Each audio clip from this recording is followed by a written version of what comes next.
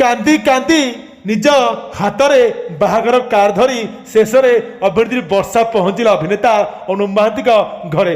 ଆଉ ଜାଗୃତି ଶୁକ୍ଲା ଅଭିନେତା ଅନୁପ ମହାନ୍ତି ଦେଇଛନ୍ତି ତାଙ୍କ ନିଜ ବାହାଘରର କାର୍ଡ। ଦର୍ଶକ ବନ୍ଧୁ, ତେବେ ଶେଷରେ ଏବେ ନିଷ୍ପତ୍ତି କରିଛନ୍ତି ଅଭିନେତ୍ରୀ ବର୍ଷା ପ୍ରିୟଦର୍ଶିନୀ ଆଉ ଥରେ କରିବା ପାଇଁ ଦ୍ୱିତୀୟ ବିବାହ। ଆଉ ନିଜ ବାହାଘର କାର୍ଡ ବର୍ତ୍ତମାନ ଏବେ ବନ୍ଧୁବାନ୍ଧବ ସମସ୍ତଙ୍କୁ ବାଣ୍ଟୁଥିବାର ସୂଚନା ଅଛି। ଆଉ ଏତିକି ସମୟରେ ଗୋଟେ ଅଭିନେତା ଅନୁପ ମହାନ୍ତି କଥା ମଧ୍ୟ ସେ ଭୁଲି ନାହାନ୍ତି। ନିଜ ହାତରେ ସେ ନିଜେ ଯାଇ ପହଞ୍ଚନ୍ତି ଅଭିନେତା ଅନୁପ ମହାନ୍ତିଙ୍କ ଘରେ। ଆଉ ଜାଗୃତି ଶୁକ୍ଲାଙ୍କୁ ଅଭିନେତା ଅନୁପ ମହାନ୍ତିଙ୍କୁ ସେ ବାହାଘର କାର୍ଡ ଦେଇଥିବାର ସୂଚନା ଅଛି। ତେବେ ଆପଣ ଜାଣିଥିବେ କି ନିକଟରେ ଅଭିନେତା ଅନୁପ ମହାନ୍ତି ଆଉ ତାଙ୍କ ଦିଲ୍ଲୀ ବାନ୍ଧବୀ ଜାଗୃତି ଶୁକ୍ଲାଙ୍କ ବାହାଘର ପରେ ଏବେ ଗୋଟେ ନିଷ୍ପତ୍ତି ନେଇଛନ୍ତି ଅଭିନେତ୍ରୀ ବର୍ଷା, ଆଉ ପୁଣି ଥରେ କରିବେ ବିବାହ।